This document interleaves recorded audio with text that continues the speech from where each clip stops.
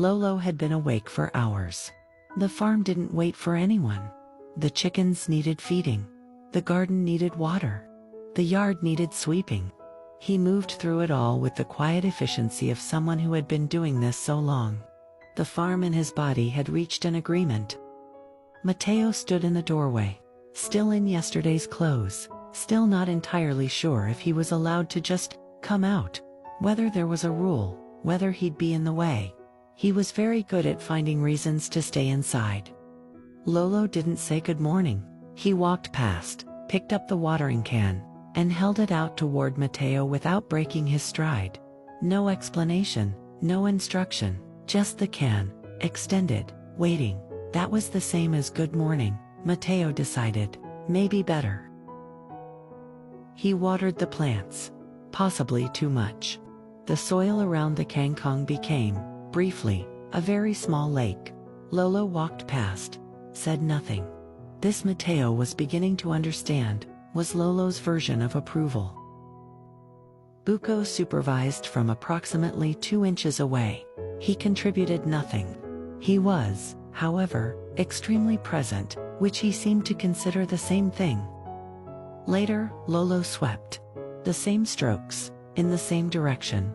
The same number of times Matteo counted without meaning to. And Lolo hummed while he did it. Something low and formless. Not a song exactly, more like the sound a person makes when they are exactly where they're supposed to be. He went inside, came back with his sketchbook, sat down near the garden. He wasn't sure why, he just did. And then he started drawing the farmhouse, the clay pot by the door, the 2 chickens who had been following Lolo all morning. His hand moved before he thought about it. Lolo walked past, his eyes moved to the sketchbook, just for a moment. Then he kept walking, said nothing, did not comment, did not ask, did not praise, just saw, and kept going.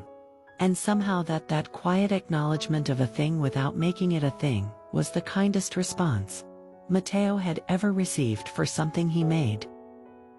Then Lolo fed the chickens. He talked to them while he did it, full sentences, in Bisaya, with the tone of someone explaining something important. The chickens did not listen. They never listened. He talked to them anyway, every morning, because apparently that was the arrangement. Matteo watched, pencil in hand, sketchbook on his knee, and without meaning to, without even noticing he was doing it, he smiled. Not because anything was fixed. Not because he felt better, exactly. Just because an old man was arguing with chickens in the morning sun. And it was enough. It was just enough.